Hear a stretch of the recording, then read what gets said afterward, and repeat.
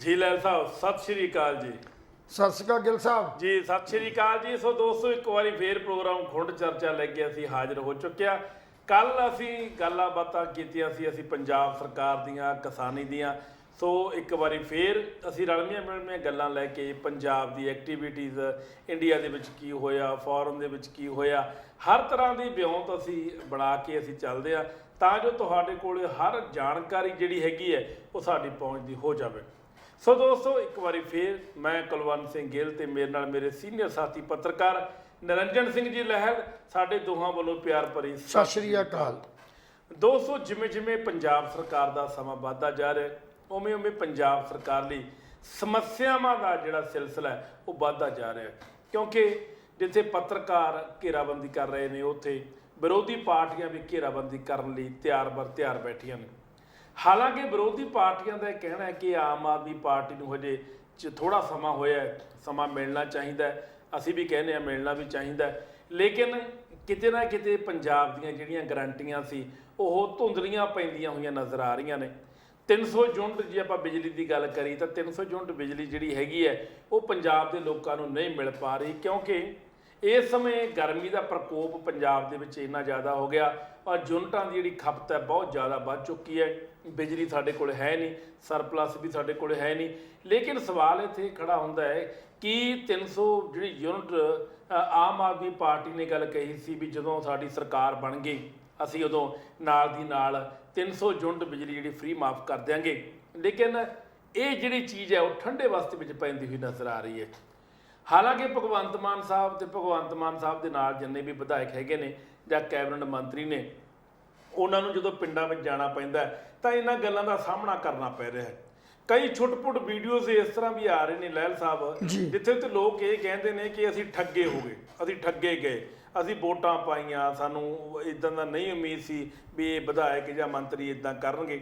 ये नहीं पता भी वो विरोधी पार्टी के लोग ने वो बोल रहे हैं जां सचमुच जिहड़े ने पंजाब के वोटर ने जां पंजाब 'च दुखी ने। पर पंजाब के हालात ज्यों दे त्यों ने, ज्यों दे त्यों इस करके ने क्योंकि हले 1 महीना होया सरकार बने नूं। आपां इस चीज़ की पड़चोल 1 साल बाद करांगे कि आम आदमी पार्टी अपने निशाने ते खरी उतरी जां नहीं उतरी। लहर साहब सब तो पहलां आपां गल चलदे हां पहली गारंटी की, जिहड़ी 300 यूनिट बिजली जिहड़ी सी माफ़ करनी सी, लेकिन मैनू लगता नहीं कि पंजाब दे विच पहली गारंटी किते ना किते कामयाब होंदी नज़र आ रही है, क्योंकि थर्मल बंद पे ने, को जिथे कोले की लोड़ आ उत्थे कोला है नहीं, और प्राइवेट करन सारे पासे कीता होया। बिजली पहली बड़ी यूनिट महंगी आ रही है और चंडीगढ़ दे विच भी प्राइवेट करती बिजली, जो कि बिजली विभाग उत्थे बहुत बड़े प्रॉफिट में चल रहा सी। सो किते ना किते जिहड़ा प्राइवेट सैक्टर का कब्जा मेरे हिसाब के नाल ये पंजाब की पॉलिटिक्स नूं जां पंजाब के लोगों नूं ये जीण देगा जां नहीं। बस 2-3 मिनट वास्ते ये आपां इह ते गल चर्चा करांगे। ਗਿੱਲ ਸਾਹਿਬ ਗੱਲ ਇਹ ਹੈ जी ਕਿ ਇਤਿਹਾਸ ਦੇ ਪੰਨਿਆਂ ਦੇ ਉੱਤੇ ਨਾ ਸਭ ਕੁਝ ਜਿਹੜਾ ਉਹ ਦਰਜ ਹੋ ਜਾਂਦਾ, ਲਿਖਿਆ ਜਾਂਦਾ। जी ਅੱਜ ਸਮੱਸਿਆ 300 ਯੂਨਿਟ ਮਾਫ ਕਰਨ ਦੀ ਨਹੀਂ ਰਹਿ ਗਈ ਇਕੱਲੀ। जी ਸਮੱਸਿਆ ਇਹ ਹੈ ਵੀ ਸਾਡੇ ਜਿਹੜੀ ਖੁਦ ਮੁਖਤਿਆਰੀ ਹੈ ਨਾ ਉਹਦੀ ਜਿਹੜੀ ਆ ਬਹੁਤ ਵੱਡੇ ਖਤਰੇ 'ਚ ਪੈ ਗਈ ਹੈ। जी ਸੋ ਉਸ ਖਤਰੇ ਦਾ ਕਾਰਨ ਬਹੁਤ ਵੱਡੇ ਨੇ। ਸੋ ਮੈਂ ਕੁਝ ਬਾਕੀ ਗੱਲਾਂ ਨਾ ਕਰਦਿਆਂ ਹੋਇਆ ਇੱਕ ਗੱਲ ਜ਼ਰੂਰ ਕਹੂੰਗਾ ਵੀ ਜੋ ਅਸੀਂ ਕੱਲ੍ਹ ਕਿਹਾ ਸੀ ਉਹਦੇ ਮੁਤਾਬਕ ਭਗਵੰਤ ਮਾਨ ਨੇ ਵੀ ਔਰ ਕੇਜਰੀਵਾਲ ਸਾਹਿਬ ਨੇ ਵੀ ਆਪਣੀ ਜਿਹੜੀ ਹੈ ਉਹ ਆਪਣੇ ਆਪ ਨੂੰ ਸੱਚਾ ਸਾਬਤ ਕਰਨ ਵਾਸਤੇ ਗੋਲ-ਮੋਲ ਜਿਹੜੇ ਜਵਾਬ ਨੇ ਉਹ ਦੇ ਕੇ ਆਪਣੇ ਆਪ ਨੂੰ ਬਚਾਉਣ ਦੀ ਕੋਸ਼ਿਸ਼ ਕੀਤੀ ਹੈ। ਸੋ ਜਿੱਥੋਂ ਤੱਕ 300 ਯੂਨਿਟ ਦੀ ਗੱਲ ਕਰਦੇ ਹਾਂ, 300 ਯੂਨਿਟ ਵਾਸਤੇ ਸਾਡਾ ਬਿਜਲੀ ਬੋਰਡ ਦੇ ਸਮੁੱਚੇ ਅਧਿਕਾਰੀਆਂ ਨੂੰ ਜਿਹੜਾ ਉਹ ਦਿੱਲੀ ਬੁਲਾਇਆ ਗਿਆ ਸੀ। जी ਪਹਿਲੀ ਗੱਲ ਤਾਂ ਇਹ ਹੈ ਵੀ ਇਹ ਸਾਰਾ ਕੁਝ ਜਿਹੜਾ ਸਿਸਟਮ ਹੈ ਭਗਵੰਤ ਮਾਨ ਨੂੰ ਸਿਰਫ ਤੇ ਸਿਰਫ ਇੱਕ ਉਹ ਮਿੱਟੀ ਦਾ ਜਿਹੜਾ ਬੁੱਤ ਬਣਾ ਕੇ ਪੇਸ਼ ਕੀਤਾ ਜਾ ਰਿਹਾ। ਸਾਰਾ ਕੁਝ ਤਾਂ ਕੇਜਰੀਵਾਲ ਸਾਹਿਬ ਦਿੱਲੀ ਤੋਂ ਚਲਾਉਣਾ ਚਾਹੁੰਦੇ ਨੇ, ਜਿਹੜਾ ਪ੍ਰੋਟੋਕਾਲ ਦੀ ਜਿਹੜੀ ਸਾਡੀ ਉਹ ਬਹੁਤ ਵੱਡੀ ਉਲੰਘਣਾ ਹੈ। जी ਵੱਖਰੀ ਗੱਲ ਹੈ ਕਿ ਆਮ ਆਦਮੀ ਪਾਰਟੀ ਦੀ ਸਰਕਾਰ ਹੈ, ਕੇਜਰੀਵਾਲ ਸਾਹਿਬ ਨੂੰ ਇਹ ਅਧਿਕਾਰ ਤਾਂ ਜ਼ਰੂਰ ਹੈ ਕਿ ਉਹ ਆਪਣੀ ਪਾਰਟੀ ਦੇ ਵਿਧਾਇਕਾਂ ਨੂੰ, ਆਪਣੀ ਪਾਰਟੀ ਦੇ ਮੰਤਰੀਆਂ ਨੂੰ ਜਾਂ ਮੁੱਖ ਮੰਤਰੀ ਨੂੰ ਦਿੱਲੀ ਬੁਲਾ ਕੇ ਇਹ ਤਾਂ ਕਹਿ ਸਕਦਾ ਵੀ ਸਰਕਾਰ ਕਿਵੇਂ ਚਲਾਉਣੀ ਚਾਹੀਦੀ ਹੈ ਤੇ ਕਿਵੇਂ ਚੱਲ ਰਹੀ ਹੈ। ਚੱਲਣ ਦਾ ਤੇ ਚਲਾਉਣ ਦਾ ਤਰੀਕਾ ਸਮਝਾ ਸਕਦਾ, ਪਰ ਉਹ ਸਾਡੇ ਸਰਕਾਰੀ ਅਫਸਰਾਂ ਜਾਂ ਸਾਰਿਆਂ ਨੂੰ ਦਿੱਲੀ ਬੁਲਾ ਕੇ ਇਹ ਸਾਬਤ ਕਰਨ ਦੀ ਕੋਸ਼ਿਸ਼ ਕਰੇ ਵੀ ਮੈਂ ਪੰਜਾਬ ਦਾ ਸੁਪਰ ਮੁੱਖ ਮੰਤਰੀ ਹਾਂ, ਇਹ ਗਲਤ ਹੈ, ਇਹ ਪ੍ਰੋਟੋਕਾਲ ਦੇ ਵਿਰੁੱਧ ਹੈ। जी ਔਰ ਇਸੇ ਕਰਕੇ ਜਿਹੜੀਆਂ ਵਿਰੋਧੀ ਪਾਰਟੀਆਂ ਨੇ ਉਹ ਤਣ ਜਿਹੜੀਆਂ ਉਹ ਆਮ ਆਦਮੀ ਪਾਰਟੀ ਤੇ ਕੱਸ ਰਹੀਆਂ ਨੇ ਔਰ ਭਗਵੰਤ ਮਾਨ ਨੂੰ ਸਿਰਫ ਤੇ ਸਿਰਫ ਇੱਕ ਮਿੱਟੀ ਦਾ ਜਿਹੜਾ ਬੁੱਤ ਪੇਸ਼ ਕਰ ਰਹੀਆਂ ਨੇ। ਸੋ ਇਹ ਬਹੁਤ ਮਾੜੀ ਗੱਲ ਹੈ। ਔਰ ਦੂਸਰੀ ਗੱਲ ਇਹ ਹੈ ਵੀ ਭਗਵੰਤ ਮਾਨ ਨੂੰ ਜ਼ੀਰੋ ਕਰਕੇ ਹਮੇਸ਼ਾ ਹੀ ਕੇਜਰੀਵਾਲ ਸਾਹਿਬ ਜਿਹੜੇ ਆ ਉਹ ਆਪਣੇ ਆਪ ਜਿਹੜੇ ਅਫਸਰ ਨੇ ਸਾਡੇ ਬਿਜਲੀ ਬੋਰਡ ਦੇ ਜਾਂ ਹੋਰ ਸਾਡੇ ਪ੍ਰਸ਼ਾਸਨਿਕ ਅਧਿਕਾਰੀ ਨੇ ਆਪਣੀ ਮਰਜ਼ੀ ਦੇ ਜਿਹੜੇ ਨੇ ਉਹਨਾਂ ਸੀਟਾਂ ਤੇ ਲਾਏ ਜਾ ਰਹੇ ਨੇ ਤਾਂ ਕਿ ਉਹ ਆਪਣੀ ਮਰਜ਼ੀ ਨਾਲ ਪੰਜਾਬ ਨੂੰ ਜਿਹੜਾ ਉਹ ਚਲਾਇਆ ਜਾ ਸਕੇ। ਸੰਘਵਾਦ ਜਿਹਨੂੰ ਆਪਾਂ ਕਹਿੰਦੇ ਵੀ ਸਾਡਾ ਸੰਘੀ ਢਾਂਚਾ ਜਿਹੜਾ ਉਹ ਉਹਦੇ ਖਤਰੇ 'ਚ ਪੈਦਾ ਹੋ ਰਿਹਾ ਜੀ। ਔਰ ਨਾਲ ਹੀ ਮੈਂ ਗੱਲ ਕਹਿ ਦਿਆਂ ਵੀ ਭਗਵੰਤ ਮਾਨ ਦੋ ਚੱਕੀਆਂ 'ਚ ਪਿਸ ਰਿਹਾ। ਹਰਿਆਤਾਂ ਦੀ ਗੱਲ ਤੇ ਆਪਾਂ ਕਰਾਂਗੇ ਪਰ ਇਹ ਵੀ ਗੱਲ ਕਰਨੀ ਬੜੀ ਜ਼ਰੂਰੀ ਆ ਵੀ ਭਗਵੰਤ ਮਾਨ ਸਾਹਿਬ ਜਿਹੜੇ ਮੁੱਖ ਮੰਤਰੀ ਪੰਜਾਬ ਨੇ ਦੋ ਚੱਕੀਆਂ 'ਚ ਪਿਸ ਰਹੇ ਨੇ।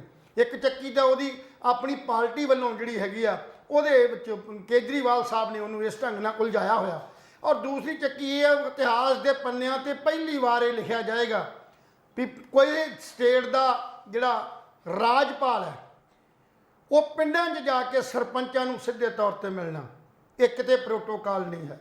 ਉਸ ਵੇਲੇ ਰਾਜਪਾਲ ਜਿਹੜਾ ਹੈ ਉਹ ਮਿਲ ਸਕਦਾ ਜਿਸ ਵੇਲੇ ਪੰਜਾਬ ਦੇ ਜਾਂ ਕਿਸੇ ਵੀ ਸੂਬੇ ਦੇ ਵਿੱਚ ਐਮਰਜੈਂਸੀ ਲੱਗੀ ਹੋਵੇ ਤੇ ਸਾਰੇ ਦੇ ਸਾਰੇ ਅਧਿਕਾਰ ਜਿਹੜੇ ਨੇ ਉਹ ਰਾਜਪਾਲ ਕੋਲੋਂ ਜਾਂ ਦੇਸ਼ 'ਚ ਐਮਰਜੈਂਸੀ ਲੱਗੀ ਹੋਵੇ ਤੇ ਰਾਸ਼ਟਰਪਤੀ ਕੋਲ ਹੁੰਦੇ ਨੇ ਤੇ ਰਾਸ਼ਟਰਪਤੀ ਜਾਂ ਸਟੇਟਾਂ ਦਾ ਜਿਹੜਾ ਗਵਰਨਰ ਹੈ ਉਹ ਨਿੱਜੀ ਤੌਰ ਤੇ ਆਪਣੀਆਂ ਪਾਵਰਾਂ ਦੀ ਵਰਤੋਂ ਕਰਕੇ ਸਟੇਟ ਨੂੰ ਚਲਾਉਂਦਾ। ਪਰ ਭਾਜਪਾ ਦੀ ਮੋਦੀ ਸਰਕਾਰ ਨੇ ਇਸ ਕਰਕੇ ਉਹਨੂੰ ਪਿਸਣ ਦੀ ਕੋਸ਼ਿਸ਼ ਕੀਤੀ ਹੈ ਕਿ ਰਾਜਪਾਲ ਜਿਹੜਾ ਕਿ ਰਾਜ ਭਵਨ 'ਚ ਸ਼ੋਭਤ ਹੁੰਦਾ ਉੱਥੇ ਹੀ ਆਪਣੀਆਂ ਬੈਠਕਾਂ ਜਿਹੜੀਆਂ ਨੇ ਉੱਥੇ ਸੱਦ ਕੇ ਉਹਨਾਂ ਨਾਲ ਕੀਤੀਆਂ ਜਾਂਦੀਆਂ ਨੇ।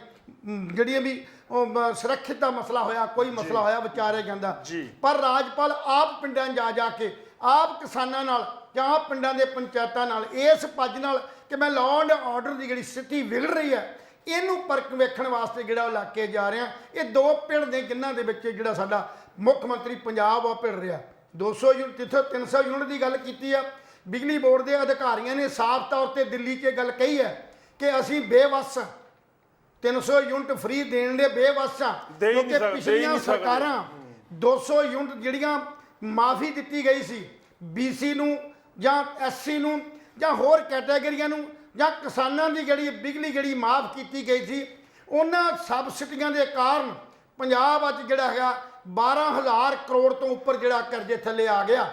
ਸੋ ਜੇ ਅਸੀਂ 300 ਯੂਨਿਟ ਹੋਰ ਫ੍ਰੀ ਕਰਦੇ ਹਾਂ ਤੇ 7480 ਕਰੋੜ ਰੁਪਈਆ ਜਿਹੜਾ ਹੋਰ ਹੈ ਉਹ ਕਰਜ਼ੇ ਥੱਲੇ ਆ ਜਾਣਗੇ ਤੇ ਬਿਜਲੀ ਬੋਰਡ ਕੋ ਨਾ ਤਾਂ ਕੋਲਾ ਲੈਣ ਲਈ ਨਾ ਹੀ ਥਰਮਲ ਪਲਾਂਟ ਚਲਾਉਣ ਲਈ ਔਰ ਨਾ ਹੀ ਕਿਸੇ ਹੋਰ ਸਾਧਨਾਂ ਲਈ ਬਿਜਲੀ ਬੋਰਡ ਚਲਾਇਆ ਜਾ ਸਕਦਾ। ਸੋ ਅਸੀਂ ਜਿਹੜੇ ਹੈਗੇ ਆ ਸਾਡੇ ਬੇਵਸੀ ਹੈ। ਸੋ ਸਰਕਾਰ ਜਿਹੜੀ ਹੈ ਉਹ ਇਸ ਗੱਲ ਲਈ ਯਤਨ ਕਰ ਰਹੀ ਹੈ ਵੀ ਕਿਤੇ ਨਾ ਕਿਤੇ ਅਸੀਂ ਦਿੱਤੀ ਗਰੰਟੀ ਪੂਰੀ ਕਰੀਏ ਪਰ ਗਰੰਟੀ ਤਾਂ ਪੂਰੀ ਹੋਊਗੀ ਜੇ ਬਿਜਲੀ ਬੋਰਡ ਕੋਲ ਬਿਜਲੀ ਹੋਏਗੀ। ਅੱਜ 15,000 ਮੈਗਾਵਾਟ ਜਿਹੜੀ ਡਿਮਾਂਡ ਹਰ ਦਿਨ ਦੀ ਹੈ ਉਹਨੂੰ ਪੂਰੀਆਂ ਕਰਨਾ ਬੜਾ ਔਖਾ ਹੈ। ਅੱਗੇ ਪੈਡੀ ਸੀਜ਼ਨ ਆ ਗਿਆ ਝੋਨੇ ਦੀ ਲਵਾਈ ਸ਼ੁਰੂ ਹੋ ਜਾਣੀ ਹੈ ਇਹਨਾਂ ਮੈਗਾਵਾਟ ਦੇ ਵਿੱਚ ਵਾਧਾ ਹੋਣਾ। ਸੋ ਇਸ ਕਰਕੇ 300 ਯੂਨਿਟ ਬਿਜਲੀ ਦੀ ਜਿਹੜੀ ਬੇਮਤਲਬੀ ਬਿਨਾਂ ਕਾਰਨ ਬਿਨਾਂ ਗੱਲ ਦੇ ਸੋਚੇ ਸਮਝਣ ਤੋਂ ਬਿਨਾਂ ਜਿਹੜਾ ਐਲਾਨ ਕਰ ਦੇਣਾ ਉਹ ਬਿਜਲੀ ਬੋਰਡ ਨੂੰ ਘਾਟੇ 'ਚ ਕੀ ਇੱਕ ਵਾਰੀ ਖਤਮ ਕਰਨ ਦੇ ਕਦਾਰ ਤੇ ਆ ਜਾਏਗਾ। ਸੋ ਇਹ ਆਸ ਲੋਕਾਂ ਨੂੰ ਫ੍ਰੀ ਵਾਲੀ ਬਿਜਲੀ ਛੱਡ ਕੇ ਸਰਕਾਰ ਨੂੰ ਇਹ ਗੱਲ ਚਾਹੀਦਾ ਸੀ ਵੀ ਪਹਿਲਾਂ ਸਮੁੱਚਾ ਜਿਹੜਾ ਸਿਸਟਮ ਉਹਨੂੰ ਸੁਧਾਰ ਲਿਆ ਜਾਂਦਾ। ਸੋ ਇਸ ਕਰਕੇ ਸਰਕਾਰ ਜਿਹੜੀ ਇਹਦੇ ਉੱਤੇ ਆ ਮੇਰੇ ਮੁਤਾਬਕ ਇਸ ਗਰੰਟੀ ਤੋਂ ਫੇਲ ਹੁੰਦੀ ਨਜ਼ਰ ਆਏਗੀ ਕਿਉਂਕਿ ਇਸੇ ਕਰਕੇ ਹੀ ਰਾਜ ਸਭਾ ਵੋਟਾਂ ਬਟੋਰਨ ਲਈ ਇਹੋ ਜਿਹੇ ਲਾਰੇ ਦੇ ਬੁੱਤੇ ਲਾ ਦਿੰਦੀਆਂ ਨੇ ਗਲਤ ਲਾਰੇ ਲਾ ਕੇ ਤੇ ਪੰਜਾਬ ਨੂੰ ਅੱਗੇ ਕਰਜ਼ਾਈ ਕੀਤਾ ਹੋਇਆ। ਮੈਂ ਅੱਗੇ ਗੱਲ ਅਗਲੀ ਮਤਲਬ ਚੇਂਜ ਕਰਾਂਗਾ ਵੀ ਇਹ ਕਰਜ਼ਾ ਸਾਡਾ ਕਿੰਨਾ ਹੋਰ ਵੱਧਦਾ ਜਾ ਰਿਹਾ ਤੇ ਇਸ ਕਰਜ਼ੇ ਦੇ ਥੱਲੇ ਆਣ ਕੇ ਪੰਜਾਬ ਕਿਵੇਂ ਆਪਣੇ ਆਪ ਨੂੰ ਇੱਕ ਮਤਲਬ ਇਹੋ ਜਿਹੀ ਕਗਾਰ ਤੇ ਲੈ ਕੇ ਆਏਗਾ ਜਿਸ ਕਗਾਰ ਤੇ ਅੱਜ ਪਾਕਿਸਤਾਨ ਔਰ ਸ਼੍ਰੀਲੰਕਾ ਜਿਹੜਾ ਉਹ ਤਬਾਹੀ ਦੇ ਕੰਢੇ ਤੇ ਖੜਾ।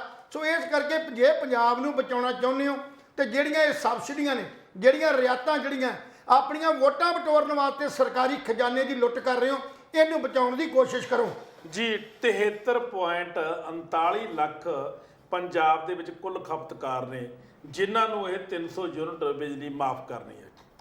ਸਰਕਾਰੀ ਮਹਿਕਮੇ ਦੇ ਆਲਾ ਅਧਿਕਾਰੀ ਹੱਥ ਖੜੇ ਕਰ ਚੁੱਕੇ ਨੇ ਬਿਜਲੀ ਵਿਭਾਗ ਹੱਥ ਖੜੇ ਕਰ ਚੁੱਕਾ ਵੀ ਸਾਡੇ ਕੋਲ ਬਿਜਲੀ ਨਹੀਂ ਹੈਗੀ। ਉਧਰੋਂ ਚੰਦ ਕੁ ਦਿਨਾਂ ਬਾਅਦ ਮੁੱਖ ਮੰਤਰੀ ਭਗਵੰਤ ਸਿੰਘ ਮਾਨ ਸ਼ਾਇਦ ਬਿਜਲੀ ਦੇ ਮਾਮਲੇ ਵਿੱਚ ਕੋਈ ਬਹੁਤ ਵੱਡਾ ਐਲਾਨ ਕਰਨ ਵਾਲੇ ਨੇ।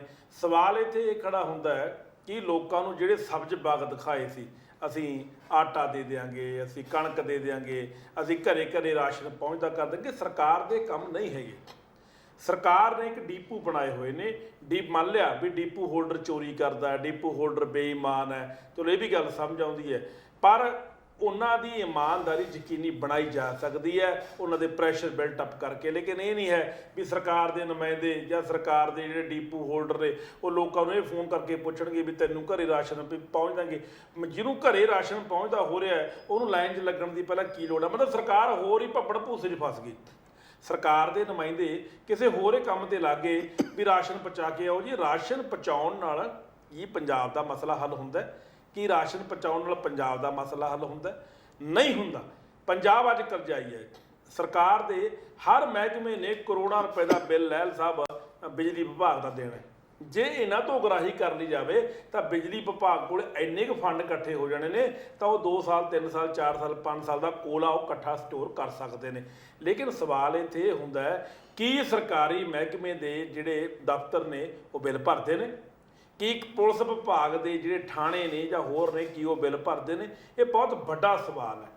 ਦੂਜੀ ਗੱਲ, ਭਗਵੰਤ ਮਾਨ ਸਾਹਿਬ ਨੇ ਇੱਕ ਇਹ ਵੀ ਗੱਲ ਕਹੀ ਕਿ ਸਕਾਲਰਸ਼ਿਪ ਮਾਮਲੇ ਵਿੱਚ ਸਾਧੂ ਸਿੰਘ ਧਰਮਸੋਤ ਹੁਣ ਆਉਣ ਵਾਲੇ ਦਿਨਾਂ ਦੇ ਵਿੱਚ ਅਦਾਲਤ ਨੂੰ ਇਹ ਕਹੂਗਾ ਕਿ ਮੈਨੂੰ VIP ਜੇਲ੍ਹ 'ਚ ਭੇਜੋਗੇ ਜਾਂ ਮੈਨੂੰ ਆਮ ਸੈੱਲ ਵਿੱਚ ਰੱਖੋਗੇ। ਮਤਲਬ ਉਹਦਾ ਸਿੱਧਾ ਸੰਕੇਤ ਹੈ ਕਿ ਸਕਾਲਰਸ਼ਿਪ ਮਾਮਲੇ ਵਿੱਚ ਜਿਹੜੇ ਸਾਧੂ ਸਿੰਘ ਧਰਮਸੋਤ ਨੇ ਗਰੀਬਾਂ ਦੇ ਕਰੋੜਾਂ ਰੁਪਈਆ ਖਾਦੇ ਨੇ ਉਹਦੇ ਸਬੰਧ ਵਿੱਚ ਉਹਨੂੰ ਬਹੁਤ ਜਲਦੀ ਲਪੇਟੇ ਵਿੱਚ ਲੈਣ ਨੂੰ ਸਰਕਾਰ ਤਿਆਰ ਬੈਠੀ ਹੈ। ਦੂਜੇ ਪਾਸੇ ਬਿਜਲੀ ਚਲੋ ਇੱਕ ਪਾਸੇ ਰਹਿ ਗਈ, ਬਿਜਲੀ ਤਾਂ ਨਹੀਂ ਮਿਲ ਸਕਦੀ, ਹਲੇ ਨਹੀਂ ਮਿਲ ਸਕਦੀ, ਆਉਣ ਵਾਲੇ ਸਮੇਂ 'ਚ ਮਿਲਦੀ ਹੈ ਜਾਂ ਨਹੀਂ ਮਿਲਦੀ ਬਾਅਦ ਦੀ ਗੱਲ ਹੈ। ਸਾਬਕਾ ਮੁੱਖ ਮੰਤਰੀ ਚਰਨਜੀਤ ਸਿੰਘ ਚੰਨੀ ਤੋਂ ਕੱਲ੍ਹ 6 ਘੰਟੇ ਈਡੀ ਨੇ ਪੁੱਛਗਿੱਛ ਕੀਤੀ ਔਰ 6 ਘੰਟੇ ਵਿੱਚ ਬਹੁਤ ਸਵਾਲ ਹੋਏ। ਤੁਸੀਂ ਕਿੱਥੇ ਬਦਲੀਆਂ ਕੀਤੀਆਂ, ਕਿਹੜੀਆਂ ਬਦਲੀਆਂ ਕਿਵੇਂ ਹੋਈਆਂ, ਪੋਸਟਾਂ ਬਾਰੇ ਗੱਲ ਕੀਤੀ ਵੀ ਕਿਹੜੀਆਂ ਪੋਸਟਾਂ ਭਰੀਆਂ। ਕਾਫੀ 6 ਘੰਟੇ ਬਹੁਤ ਹੁੰਦੇ ਮੇਰੇ ਹਿਸਾਬ ਦੇ ਨਾਲ ਪੁੱਛਗਿੱਛ ਦੇ। ਸੋ ਕਿਤੇ ਨਾ ਕਿਤੇ ਇਹਦਾ ਭਤੀਜਾ ਕਿ ਭਾਣਜਾ ਇਹਨੂੰ ਮਰਵਾਉਂਦਾ ਹੋਇਆ ਨਜ਼ਰ ਆ ਰਿਹਾ, ਹਾਲਾਂਕਿ ਉਹ ਪਹਿਲੀ ਜੇਲ੍ਹ ਦੇ ਵਿੱਚ ਹੈ। ਜੀ ਹੁਣ ਸਵਾਲ ਇੱਥੇ ਲਹਿਲ ਸਾਹਿਬ ਇਹ ਖੜਾ ਹੁੰਦਾ ਹੈ, ਚਰਨਜੀਤ ਚੰਨੀ ਜਿਹੜਾ ਦੋਨੇ ਸੀਟਾਂ ਤੋਂ ਹਾਰ ਗਿਆ ਜੀ, ਆਉਣ ਵਾਲੇ ਦਿਨਾਂ ਦੇ ਵਿੱਚ ਮੈਨੂੰ ਇਹ ਲੱਗਦਾ ਕਿ ਚਰਨਜੀਤ ਸਿੰਘ ਚੰਨੀ ਜੇਲ੍ਹ ਜਾ ਸਕਦਾ। ਹਾਲਾਂਕਿ ਚਰਨਜੀਤ ਚੰਨੀ ਬੜੇ ਕੌਨਫੀਡੈਂਸ ਨਾਲ ਇਹ ਗੱਲ ਕਹਿ ਰਿਹਾ ਹੈ ਕਿ ਮੈਂ ਕੁਝ ਨਹੀਂ ਕੀਤਾ, ਮੈਨੂੰ ਬਿਲਕੁਲ ਨਹੀਂ ਪਤਾ। ਇਹ ਹੋ ਨਹੀਂ ਸਕਦਾ ਕਿ ਪੰਜਾਬ ਦਾ ਗ੍ਰਹਿ ਵਿਭਾਗ ਵੀ ਹੋਵੇ, ਮੁੱਖ ਮੰਤਰੀ ਵੀ ਹੋਵੇ ਔਰ ਆਪਦੇ ਭਾਣਜੇ ਨੂੰ ਇਹਨੇ ਸਿਕਿਉਰਿਟੀ ਗਾਰਡ ਵੀ ਦਿੱਤੇ ਹੋਣ, ਉਹ ਵੀ ਪੰਜਾਬ ਪੁਲਿਸ ਦੇ ਕਮਾਂਡੋ ਦਿੱਤੇ ਹੋਣ ਔਰ ਇੱਕ ਗੱਡੀ ਵੀ ਦਿੱਤੀ ਹੋਵੇ ਸਰਕਾਰ ਦੀ। ਇਹ ਹੋ ਸਕਦਾ ਕਦੇ? ਬੇਸਿਕਲੀ ਭਾਣਜਾ ਨੋਟ ਇਕੱਠੇ ਕਰਨ ਵਾਸਤੇ ਇੱਕ ਮਸ਼ੀਨ ਵਜੋਂ ਉਹਨੂੰ ਵਰਤਿਆ ਜਾ ਰਿਹਾ ਸੀ। ਇਹਦੇ ਪਿੱਛੇ ਕਿੰਗ ਪਿਨ ਕਿਹੜੇ ਸੀ? ਚੰਨੀ ਵੀ ਹੋ ਸਕਦਾ, ਚੰਨੀ ਦਾ ਮੁੰਡਾ ਵੀ ਹੋ ਸਕਦਾ, ਚੰਨੀ ਦੀ ਘਰ ਵਾਲੀ ਵੀ ਹੋ ਸਕਦੀ, ਚੰਨੀ ਦਾ ਭਰਾ ਵੀ ਹੋ ਸਕਦਾ। ਬਹੁਤ ਸਾਰੇ ਲੋਕ ਨੇ ਜਿਹੜੇ ਇਸ ਗਰੋਹ ਦੇ ਵਿੱਚ ਸ਼ਾਮਲ ਹੋ ਸਕਦੇ ਨੇ। ਹੋ ਸਕਦਾ ਹੋਰ ਬੜੇ ਪੋਲੀਟੀਕਲ ਬੰਦੇ ਹੋਣ, ਦੂਜੀਆਂ ਪਾਰਟੀਆਂ ਦੇ ਵੀ ਹੋ ਸਕਦੇ ਨੇ, ਕਿਉਂਕਿ ਇਹ ਸਾਰੇ ਇੱਕੋ ਹੀ ਨੇ। ਇਹ ਕਹਿਣ ਨੂੰ ਬਿਲਕੁਲ ਤੁਸੀਂ ਗੱਲ ਜੀ ਗਿੱਲ ਸਾਹਿਬ ਸਹੀ ਕਹਿੰਦੇ ਹੋ। ਪਹਿਲੀ ਗੱਲ ਤਾਂ ਇਹ ਵੀ ਭਗਵੰਤ ਮਾਨ ਨੂੰ ਸਕਾਲਰਸ਼ਿਪ ਦੇ ਜਿਹੜੇ ਹੋਏ ਘਪਲੇ ਨੇ ਜੀ, ਘੁਟਾਲੇ ਨੇ, ਉਹਨਾਂ ਨੂੰ ਇਹਨਾਂ ਨਸ਼ਰ ਕਰਨ ਦੀ ਵੀ ਕੀ ਜ਼ਰੂਰਤ ਸੀ? ਜੇ ਆਪਾਂ ਕੋਈ ਐਕਸ਼ਨ ਹੀ ਕਰਨਾ ਹੈ ਤੇ ਅਗਲੇ ਚੋਰ ਨੂੰ ਇਹ ਕਿ ਕਹੋ ਵੀ ਮੈਂ ਤੇਰੇ ਮਗਰ ਆ ਗਿਆ ਤੂੰ ਭੱਜ ਲਾ ਭਾਈ ਜੀ, ਇਹ ਤਾਂ ਕਿਦੋਂ ਦਾ ਅਸੂਲ ਨਹੀਂ ਹੈ। ਸਾਡੇ ਰਾਜਨੀਤਿਕ ਲੋਕ ਜਿਹੜੇ ਨੇ ਕੰਮ ਘੱਟ ਕਰਦੇ ਨੇ ਤੇ ਆਪਣੇ ਮੂੰਹ ਚੋਂ ਜ਼ਿਆਦਾ ਗੱਲਾਂ ਕੱਢ ਕੇ ਪ੍ਰੈਸ 'ਚ ਆਉਣ ਦੀ ਕੋਸ਼ਿਸ਼ ਕਰਦੇ ਆ। ਪਹਿਲੀ ਅਲਰਟ ਕਰ ਜਦੋਂ ਅਸੀਂ ਚੋਰ ਨੂੰ ਫੜਨਾ ਹੀ ਆ, ਚੋਰ ਦੀ ਜਿਹੜੀ ਹੈ ਫੜਨ ਵਾਸਤੇ ਸਾਨੂੰ ਸਿਰਫ ਰੈਕੀ ਚਾਹੀਦੀ ਹੁੰਦੀ ਆ ਵੀ ਬੰਦਾ ਕਿਹੜੇ ਰਾਹ ਆਇਆ, ਕਿੱਥੋਂ ਜਾਊਗਾ, ਕਿਵੇਂ ਹੋਊਗਾ। ਜੇ ਅਖਬਾਰ ਦੇ ਰਾਹੀਂ ਟੀਵੀ ਦੇ ਰਾਹੀਂ ਅਨਾਉਂਸ ਹੀ ਕਰਤਾ ਤੇ ਉਹ ਤਾਂ ਭੱਜ ਜੂ। ਉਹ ਕਾਹਦਾ ਇਨਵੈਸਟੀਗੇਸ਼ਨ ਹੈ? ਉਹ ਕੱਲ ਉਹ ਬਿਆਨ ਦੇ ਰਿਹਾ ਹੈ, ਉਹ ਕਹਿੰਦਾ ਵੀ ਮੈਂ ਸਕਾਲਰਸ਼ਿਪ ਤੇ ਘਟਾਲਾ ਹੀ ਨਹੀਂ ਹੋਇਆ, ਉਹ ਆਪਣਾ ਬਚਾਅ ਕਰਨ ਦੀ ਕੋਸ਼ਿਸ਼ ਕਰੇਗਾ। ਸੋ ਸਵਾਲ ਤਾਂ ਸਰਕਾਰ ਦਾ ਹੈ ਵੀ ਸਰਕਾਰ ਦੇ ਧਿਆਨ 'ਚ ਇੱਕ ਕੱਲਾ ਧਰਮਸੋਤ ਹੀ ਨਹੀਂ ਹੈ ਜਾਂ ਕੱਲਾ ਚਰਨਜੀਤ ਚੰਨੀ ਨਹੀਂ ਹੈ। ਬਹੁਤ ਜਾਣੇ ਰਾਜਨੀਤਿਕ ਲੋਕ, ਜੇ ਇਹਨਾਂ ਸਾਰਿਆਂ ਦੀ CBI ਤੋਂ ਜਾਂ ED ਤੋਂ ਜਾਂਚ ਕਰਾ ਲਈ ਜਾਵੇ, ਨਿਰਪੱਖ ਜਾਂਚ, ਸ਼ਾਇਦ ਹਿੰਦੁਸਤਾਨ 'ਚ ਨਿਰਪੱਖ ਨਾਂ ਦਾ ਤੇ ਸ਼ਬਦ ਜਿਹੜਾ ਉਹ ਹਵਾ ਲਾ ਕੇ ਉੱਡ ਗਿਆ। ਇੱਕ ਅਚਨਚੇਤ ਛਾਪਾ, ਇੱਕ ਨਿਰਪੱਖ। ਇਹ ਨਿਰਪੱਖ ਜਿਹੜੀ ਹੈ ਇਹ ਤਾਂ ਕਦੇ ਹੋ ਹੀ ਨਹੀਂ ਸਕਦਾ, ਕਿਉਂਕਿ ਜੇ CBI ਵੀ ਹੈ, ED ਹੈ ਜਾਂ ਹੋਰ ਸਾਡੀਆਂ ਖੁਫੀਆ ਏਜੰਸੀਆਂ ਨੇ, ਉਹ ਸਾਰੀਆਂ ਹੈ ਤੇ ਮਨੁੱਖ ਹੀ ਨੇ, ਉਹਨਾਂ 'ਚ ਬੰਦੇ ਹੀ ਨੇ, ਵੱਧ ਪੜ੍ਹੇ ਲਿਖੇ ਨੇ, ਵੱਧ ਸੋਚ ਵਾਲੇ ਵਧੀਆ ਹੋ ਸਕਦੇ ਨੇ, ਪਰ ਉਹਨਾਂ 'ਚ ਉਹੀ ਕੁਛ ਭਾਰੂ ਹੈ ਜਿਹੜਾ ਆਮ ਮਨੁੱਖ ਦੇ ਵਿੱਚ ਹੀ ਆ। ਹਰ ਬੰਦਾ ਜਿਹੜਾ ਕਿਤੇ ਨਾ ਕਿਤੇ ਲਾਲਚ ਵਸ ਹੈ, ਕਿਤੇ ਨਾ ਕਿਤੇ ਸਿਫਾਰਸ਼ੀ ਹੈ, ਕਿਤੇ ਨਾ ਕਿਤੇ ਉਹਦੇ ਕੰਟੈਕਟ, ਕਿਤੇ ਨਾ ਕਿਤੇ ਉਹਦੇ ਤਾਰ ਜੁੜਦੇ ਹੁੰਦੇ ਨੇ। ਸੋ ਇਹ ਇਨਕੁਆਇਰੀਆਂ ਅੱਜ ਤੱਕ ਜਿੰਨੇ ਵੀ ਕਮਿਸ਼ਨ ਬਣੇ ਨੇ, ਜਿੰਨੀਆਂ ਵੀ ਸਿੱਟਾਂ ਬਣੀਆਂ ਨੇ, ਜਿੰਨੇ ਵੀ ਇਹ ਕੋਈ ਜਿਹੜੇ ਕਮੇਟੀਆਂ ਬਣਾਈਆਂ, ਕਿ ਉਹਨਾਂ ਕਮੇਟੀਆਂ ਦੀਆਂ ਰਿਪੋਰਟਾਂ ਨੂੰ ਸਰਕਾਰਾਂ ਨੇ ਕਦੇ ਲਾਗੂ ਕੀਤਾ? ਨਹੀਂ ਕੀਤਾ।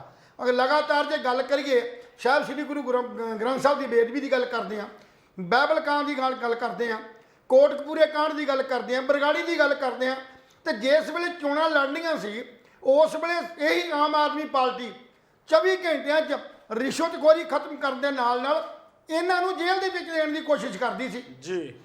ਸੋ ਇਸ ਕਰਕੇ ਅਜੇ ਤੱਕ ਤਾਂ ਉਹਦਾ ਪੰਨਾ ਹੀ ਨਹੀਂ ਬਾਹਰ ਆਇਆ, ਉਹਦਾ ਸ਼ੁਰੂਆਤ ਨਹੀਂ ਹੋਈ। ਔਰ ਸਾਡੇ ਸਿੱਟ ਦੇ ਜਿਹੜੇ ਮੈਂਬਰ ਬਣਾਏ ਜਾਂਦੇ ਨੇ ਉਹ ਵੀ ਇਸੇ ਤਰ੍ਹਾਂ ਦਾ ਜਿਹੜਾ ਉਹ ਬਿਆਨ ਜਿਹੜਾ ਜਾਰੀ ਕਰ ਦਿੰਦੇ ਨੇ ਵੀ ਹੁਣ ਵੇਖਾਂਗੇ, ਹੁਣ ਇਨਵੈਸਟੀਗੇਸ਼ਨ ਜਿਹੜੀ ਹੈ ਉਹ ਕਿਸੇ ਪੱਖਪਾਤ ਤੋਂ ਲਾਂਭੇ ਹੋ ਕੇ ਕੀਤੀ ਜਾਊਗੀ, ਪਰ ਹੁੰਦਾ ਕੁਝ ਨਹੀਂ।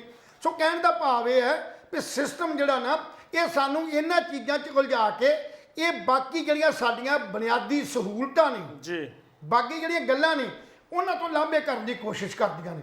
300 ਯੂਨਿਟ ਦੀ ਗੱਲ ਤੇ ਛੱਡੋ, 300 ਯੂਨਿਟ ਦੀ ਛੱਡੋ, ਜੇ ਤੁਸੀਂ ਜਿੰਨਾ ਟੋਟਲ ਹੁਣ ਤੱਕ ਦਾ ਡਿਫਾਲਟਿੰਗ ਅਮਾਉਂਟ ਹੈ ਜਿਹੜੀ ਤੁਸੀਂ ਹੁਣੇ ਬੋਲਿਆ ਗਿੱਲ ਸਾਹਿਬ, ਪੁਲਿਸ ਡਿਪਾਰਟਮੈਂਟ ਵੱਲ, ਸਰਕਾਰੀ ਅਦਾਰਿਆਂ ਵੱਲ, ਇੰਡਸਟਰੀਲਿਸਟਾਂ ਵੱਲ, ਆਮ ਖਪਤਕਾਰ ਜਿਹੜੇ ਨੇ ਜਿਨ੍ਹਾਂ ਦੇ ਤੁਸੀਂ ਰੋਜ਼ ਦਿਹਾੜੀ ਬਿੱਲ ਮਾਫ ਕਰਨ ਦੀ ਗੱਲ ਕਰ ਦਿੰਦੇ ਹੋ, ਜੇ ਤੁਸੀਂ ਚੀਜ਼ ਮੁੱਲ ਲਿਆ ਕੇ ਤੇ ਜੇ ਤੁਸੀਂ ਉਸੇ ਤਰ੍ਹਾਂ ਉਹਨੂੰ ਛੱਡ ਦੇਣਾ ਤਾਂ ਫਿਰ ਕੰਗਾਲ ਤੇ ਹੋਣਾ ਹੀ ਹੋਣਾ। ਜੇ ਇੱਕ ਬੈਂਕ ਕਿਸੇ ਨੂੰ ਲੋਨ ਦਿੰਦਾ ਹੈ ਤੇ ਜੇ ਉਹ ਲੋਨ ਵਾਪਸ ਨਹੀਂ ਕਰਦਾ ਤੇ ਉਹਦਾ ਘਰ ਜਿਹੜਾ ਜਾਂ ਗੱਡੀ ਜਾਂ ਘਰ ਉਹ ਨਿਲਾਮ ਕਰਨ ਦੀ ਕੋਸ਼ਿਸ਼ ਕਰਦੀ ਹੈ, ਕਿਉਂਕਿ ਪੈਸੇ ਤੈਨੂੰ ਕਲੈਕਟ ਕਰਨੇ ਹੀ ਕਰਨੇ। ਬਿਲਕੁਲ ਕਿ ਸਰਕਾਰਾਂ ਇਦਾਂ ਹੀ ਮਾਫ ਕਰਦੀਆਂ ਨੇ, ਜੇ ਇਦਾਂ ਹੀ ਸਾਰਾ ਕੁਝ ਛੱਡ ਦਿੰਦੇ ਤੇ ਫਿਰ ਕੰਗਾਲੀ ਤੇ ਖੜੀ ਹੈ। ਸੋ ਬਿਜਲੀ ਬੋਰਡ ਨੂੰ ਅੱਜ ਤੱਕ ਸਾਡੀਆਂ ਜਿੰਨੀਆਂ ਵੀ ਰਾਜਨੀਤਿਕ ਪਾਰਟੀਆਂ ਉਹਨਾਂ ਨੇ ਇਹਨਾਂ ਨੂੰ ਬਿਜਲੀ ਬੋਰਡ ਨੂੰ ਆਧਾਰ ਬਣਾ ਕੇ ਪੈਸੇ ਵੀ ਲੁੱਟੇ ਨੇ ਤੇ ਲੋਕਾਂ ਨੂੰ ਕੰਗਾਲ ਵੀ ਕੀਤਾ। ਬਿਜਲੀ ਬੋਰਡ ਦਾ ਅੱਜ ਇੰਨਾ ਮੰਦਾ ਹਾਲ ਹੈ, ਮੈਂ ਕਈ ਵਾਰਾਂ ਬੋਲਿਆ ਕਿ ਸਟੋਰਾਂ 'ਚ ਜਿਹੜਾ ਸਮਾਨ ਨਹੀਂ ਹੈ, ਗੱਡੀ ਬਿਜਲੀ ਬੋਰਡ ਕੋ ਨਹੀਂ ਹੈ, ਪੌੜੀ ਬਿਜਲੀ ਬੋਰਡ ਕੋ ਨਹੀਂ ਹੈ, ਈਵਨ ਦੈਨ ਜਿਹੜੀ ਟੇਪ ਹੁੰਦੀ ਆ 10 ਰੁਪਏ ਦਾ ਰੋਲ ਆਉਂਦਾ ਉਹ PVC ਟੇਪ ਉਹ ਨਹੀਂ ਹੈ। ਤੁਸੀਂ ਬਿਜਲੀ ਮਾਫ ਦੀ ਗੱਲ ਕਰਦੇ ਹੋ, ਲੋਕ ਬਿਜਲੀ ਮੰਗਦੇ ਨੇ, ਲੋਕ ਕਹਿੰਦੇ ਨੇ ਵੀ 24 ਘੰਟੇ ਨਿਰਵਿਘਨ ਬਿਜਲੀ ਆਵੇ। ਕਿਸਾਨ ਇਹ ਕਹਿੰਦੇ ਨੇ ਵੀ ਚਾਹੇ 8 ਘੰਟੇ ਬਿਜਲੀ ਦਿਓ ਸਾਨੂੰ ਪੈਡੀ ਸੀਜ਼ਨ 'ਚ, ਪਰ ਨਿਰਵਿਘਨ ਦਿਓ। ਨਿਰਵਿਘਨ ਕਿਵੇਂ ਦਿੱਤੀ ਜਾ ਸਕਦੀ ਆ?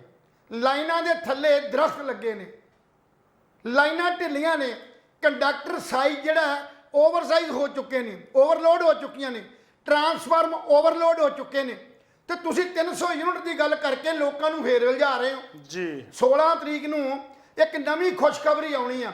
ਖੁਸ਼ਖਬਰੀ ਤਾਂ ਵਾ ਜੇ ਪੰਜਾਬ ਦੇ ਲੋਕਾਂ ਦੇ ਉੱਤੋਂ ਇਹ ਕਰਜ਼ੇ ਦੀ ਪੰਡ ਹੌਲੀ ਹੋਵੇ, ਨਵੀਂ ਜਿਹੜੀ ਹੈ ਕੋਈ ਇੰਡਸਟਰੀ ਆਈ ਹੋਵੇ, ਕੋਈ ਨਵਾਂ ਜਿਹੜਾ ਸਾਡਾ ਜਿਹੜਾ ਆਪਣਾ ਰੁਜ਼ਗਾਰ ਦਾ ਕੋਈ ਨਵਾਂ ਜਿਹੜਾ ਉਪਰਾਲਾ ਕੀਤਾ ਗਿਆ ਹੋਵੇ ਵੀ ਇਸ ਪਾਸੇ ਤੁਹਾਨੂੰ ਰੁਜ਼ਗਾਰ ਦਿੱਤਾ ਜਾ ਰਿਹਾ, ਤੁਹਾਨੂੰ ਨੌਕਰੀ ਦਿੱਤੀ ਜਾ ਰਹੀ ਹੈ, ਸਵੈ ਰੁਜ਼ਗਾਰ ਲਈ ਤੁਹਾਨੂੰ ਆਹ ਕੁਝ ਦਿੱਤਾ ਜਾ ਰਿਹਾ।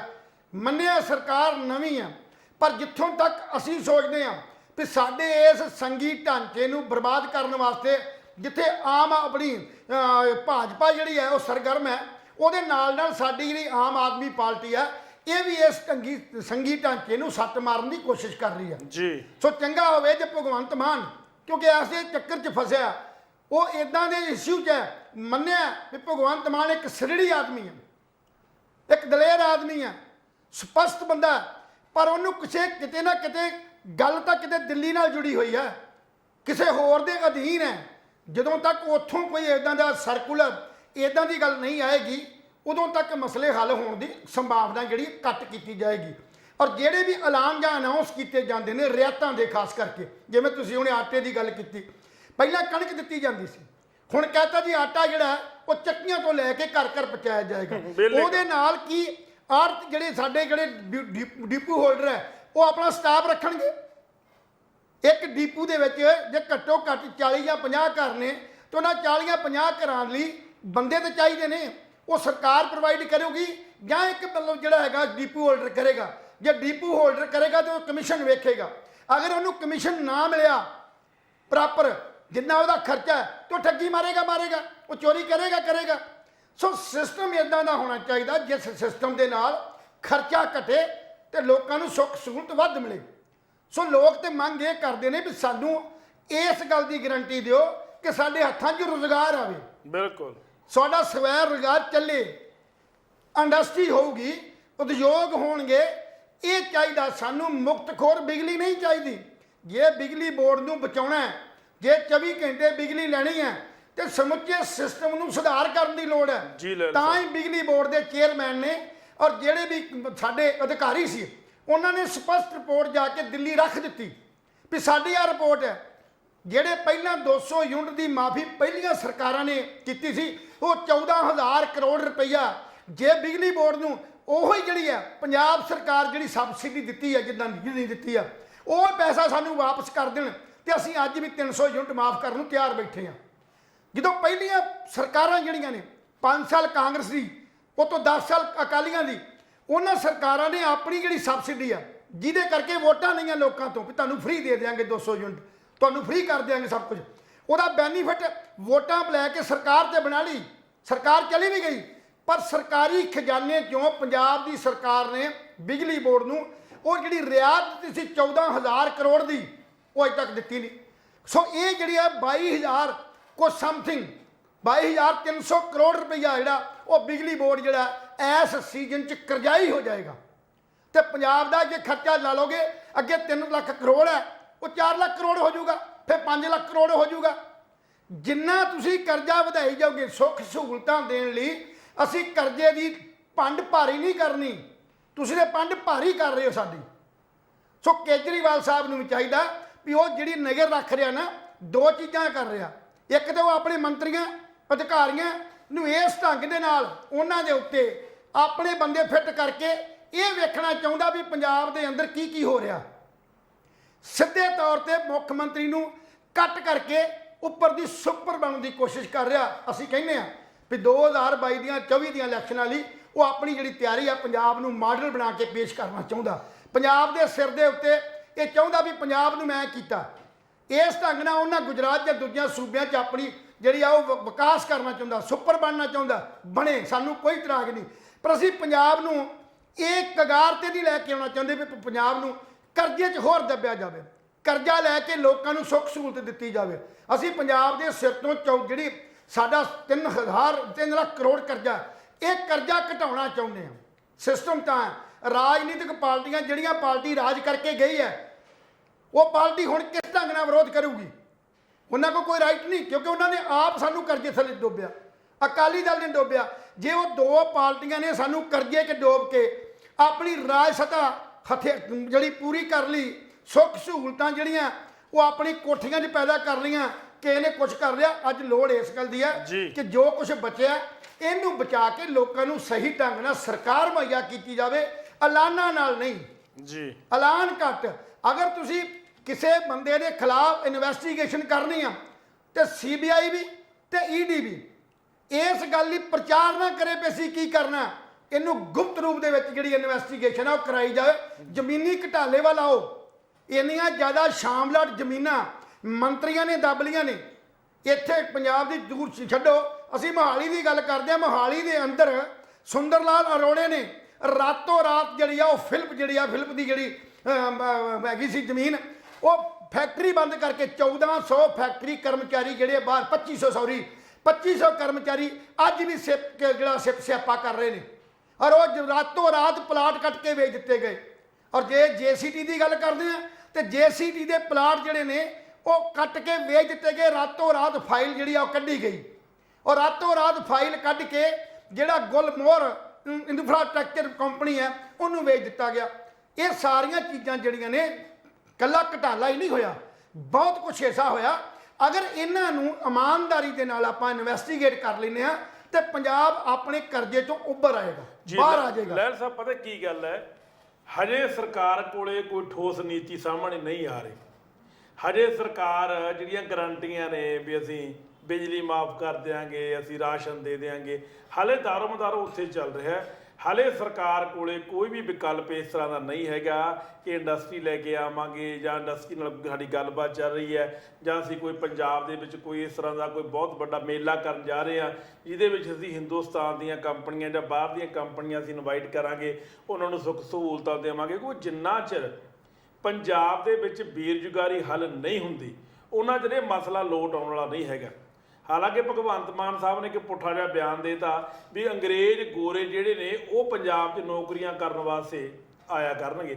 ਬਿਲਕੁਲ ਸਾਨੂੰ ਖੁਸ਼ੀ ਹੈ ਇਸ ਗੱਲ ਦੀ ਕਿ ਤੁਹਾਡਾ ਬਿਆਨ ਤੇ ਅਸੀਂ ਫੁੱਲ ਚੜਾਉਂਦੇ ਆ ਵੀ ਜਿਸ ਤਰ੍ਹਾਂ ਫੋਰਨ ਦੇ ਵਿੱਚ ਸਾਡੇ ਪੰਜਾਬੀ ਨੌਕਰੀਆਂ ਕਰਦੇ ਨੇ ਤੇ ਗੋਰੇ ਇੱਥੇ ਵੀ ਆਉਣ, ਉਹਨਾਂ ਦਾ ਵੀ ਕੋਟਾ ਰੱਖਿਆ ਜਾਵੇ, ਉਹਨਾਂ ਨੂੰ ਨੌਕਰੀਆਂ ਮਿਲਣ। ਲੇਕਿਨ ਸਭ ਤੋਂ ਪਹਿਲਾਂ ਤੁਸੀਂ ਆਪਣੇ ਬੱਚਿਆਂ ਨੂੰ ਨੌਕਰੀ ਦੇ ਦਿਓ।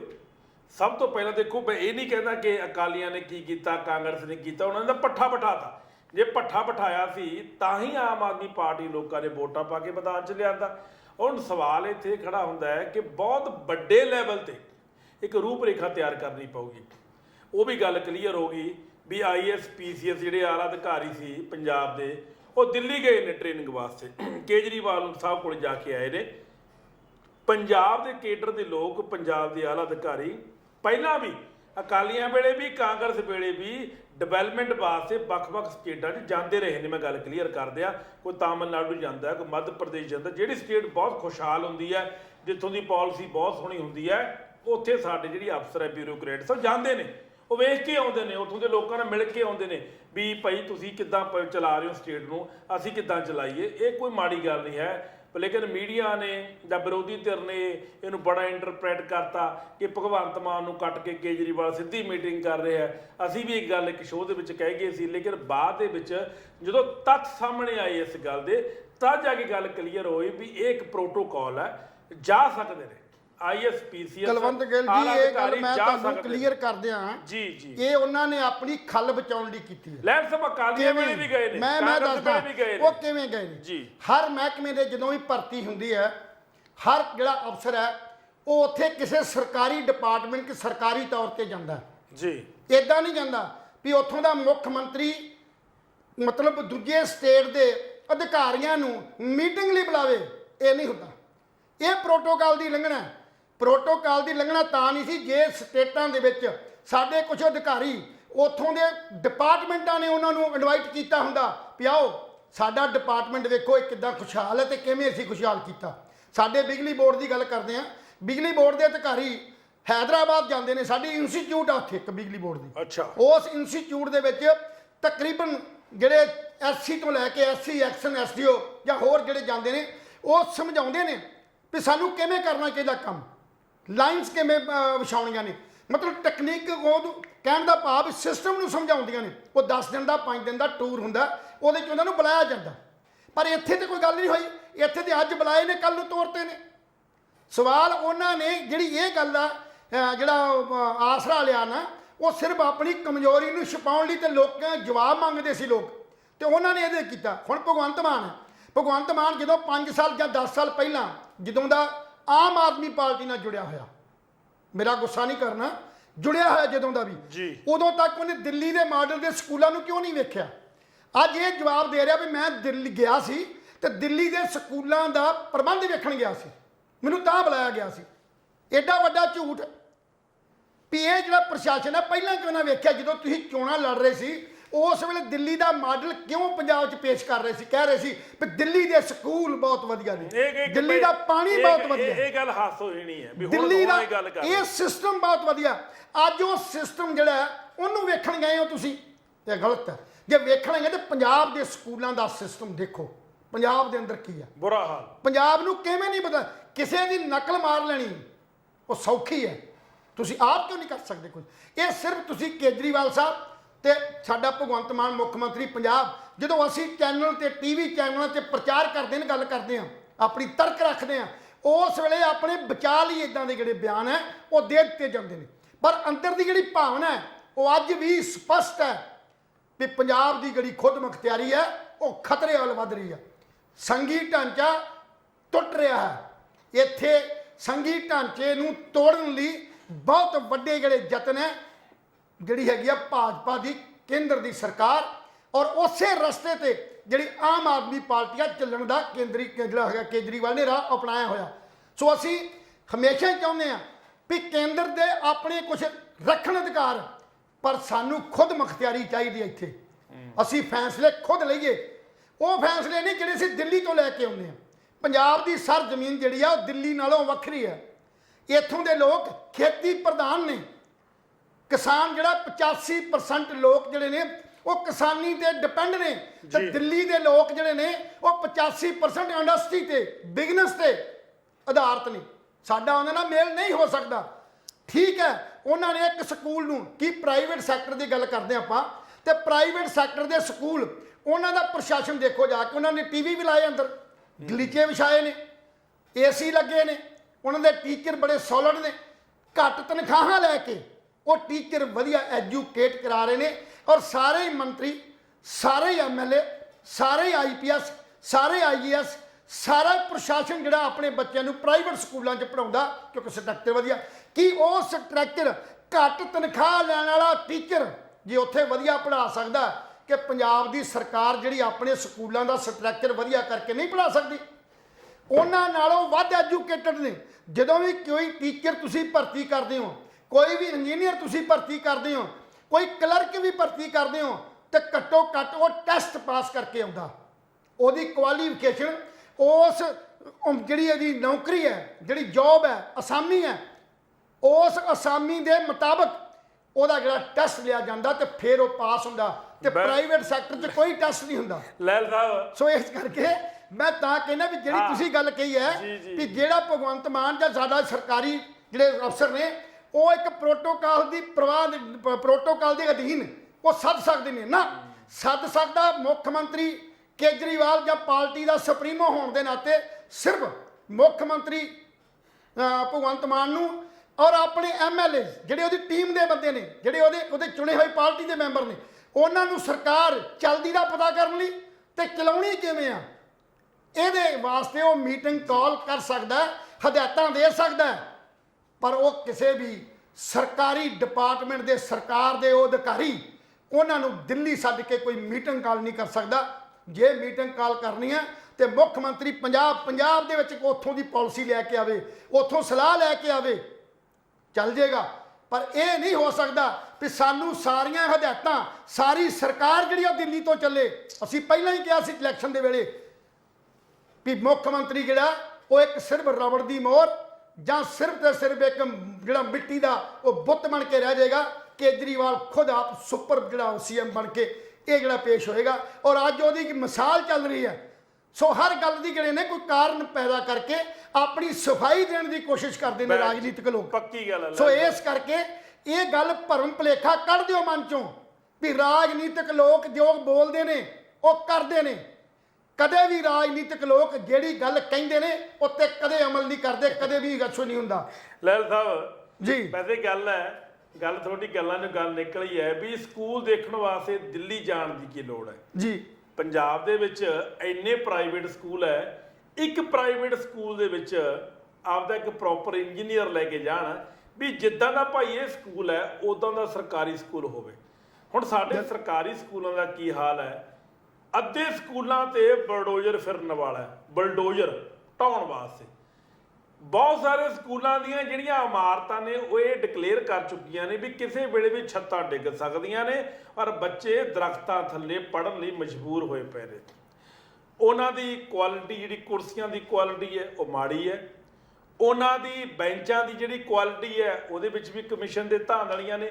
ਪਹਿਲਾਂ ਤਾਂ ਪਿਛਲੇ 10-12 ਸਾਲਾਂ 20 ਸਾਲਾਂ ਦੇ ਵਿੱਚ ਜਿਹੜੇ ਬੰਦਿਆਂ ਨੇ ਸਰਕਾਰੀ ਸਕੂਲਾਂ ਦੇ ਵਿੱਚ ਕੁਰਸੀਆਂ ਸਪਲਾਈ ਕੀਤੀਆਂ, ਜਿਨ੍ਹਾਂ ਲੋਕਾਂ ਨੇ ਫਰਨੀਚਰ ਸਪਲਾਈ ਕੀਤਾ, ਉਹ ਸਾਰੇ ਕਟਹਿਰੇ 'ਚ ਖੜੇ ਕਰਨੇ ਚਾਹੀਦੇ ਨੇ। ਉਹਨਾਂ ਦੀ ਕੁਆਲਿਟੀ, ਉਹਨਾਂ ਦਾ ਕਮਿਸ਼ਨ, ਉਹਨਾਂ ਦੇ ਜੂਤ ਫਿਰਨਾ ਚਾਹੀਦਾ, ਉਹਨਾਂ ਤੇ ਵਿਜੀਲੈਂਸ ਇਨਕੁਆਇਰੀ ਹੋਣੀ ਚਾਹੀਦੀ ਵੀ ਦੱਸੋ ਇਸ ਪੂਰੇ ਮਾਪਦੰਡ ਵਿੱਚ ਤੁਹਾਡੇ ਤੋਂ ਕਿਹਨੇ ਕਮਿਸ਼ਨ ਖਾਧਾ।